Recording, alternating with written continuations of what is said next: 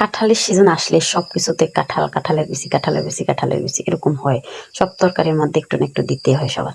যাই হোক, আমি আগে কাঁঠাল-টাঠাল বেশি খাইতাম না। এখন এই সিজন আমি ডায়েট করি। এই ডায়েট করাতে আমার কাঁঠাল মিষ্টি জাতীয় জিনিস, মানে কাঁঠাল বলতে আমার মিষ্টি জাতীয় জিনিস বেশি খাইতে মন চাইতেছে। এরকম একটা পজিশন আসছিল এখন। কি করার আর, আমি এখন কাঁঠাল খাই আলহামদুলিল্লাহ। আগে তো খাইতাম না, এখন অনেক কিছু চেঞ্জ হইছে। আমি এখন আজকে কাঁঠালের বিচির বক্তা বানাই আপনাদের দেখাবো এই রেসিপিটা। এটা অবশ্যই সবাই পারে, শর্টকাট, সহজ, নরম, মানে সবকিছু। কিন্তু টেস্টটা কিভাবে বাড়বে, মানে কাঁঠালের বিচির টেস্ট একটু পরিবর্তন, সব তো সবাই খায় কিন্তু টেস্ট কিভাবে পরিবর্তন করতে হবে এই জিনিসটা আমি দেখাবো। আচ্ছা, আসসালামু আলাইকুম, হাই এভরিওয়ান, আশা করি সবাই ভালো আছেন। আলহামদুলিল্লাহ আমিও ভালো আছি।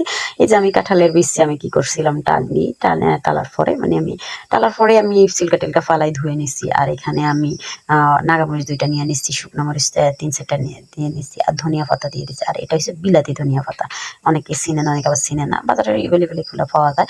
আর আমাদের গ্রাম অঞ্চলে তো আমরা ফার্স্ট দিয়ে রুকলেই হয়ে যায় আলহামদুলিল্লাহ অনেক সুন্দর করে। আর যাই হোক, আমি ফার্স্টে তো এখানে মরিচগুলা বেটে নিছিলাম। আর এখানে আমি পাটায় ফুটাই বলবো, এখানে পাতাগুলো শিলচুটি আর কি যাই বলে। আর ও গ্রাম অঞ্চলের বাসা তো হাড়াউতা।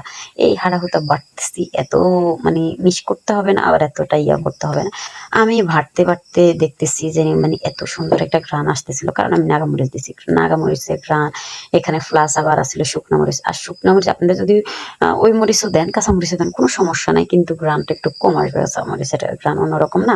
তো শুকনো মরিচ দিলে আর নাগামরিচ দিলে একটু টেস্ট একটু অন্যরকম হয়, মানে ডিফারেন্ট হয়ে থাকে আর কি।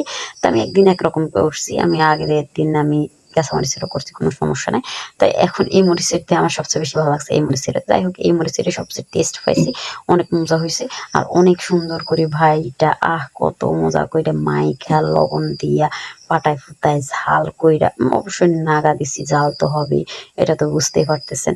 তো আমি এত টেস্ট হয়েছে, এত টেস্ট হয়েছে, আর বানাতে বানাতে আমি ভুলেই গেছি, মানে আমি পেঁয়াজ দিই নাই। আর পেঁয়াজ না দেওয়া তো মানে এত টেস্ট হয়েছে, পেঁয়াজ দেওয়া দরকার হয় না।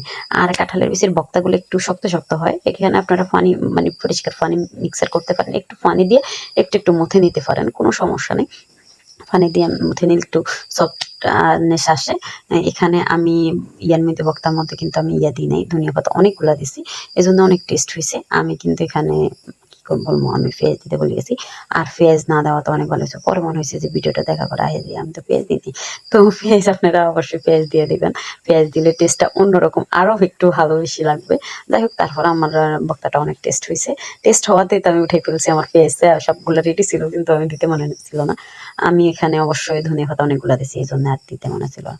সবাই ভালো থাকবেন, সুস্থ থাকবেন। আর এই মানে উম, এই গোস্ত, মাছ এগুলো খাইতে খাইতে মানে বোরিং হওয়ার পরে এই ভক্তাটা সবার জন্য একটু জরুরি, সবার শরীরের জন্য। সবাই ভালো থাকবেন, নিজের নিজের জায়গায় সবাই নিজের খেয়াল রাখবেন, সুস্থ থাকবেন।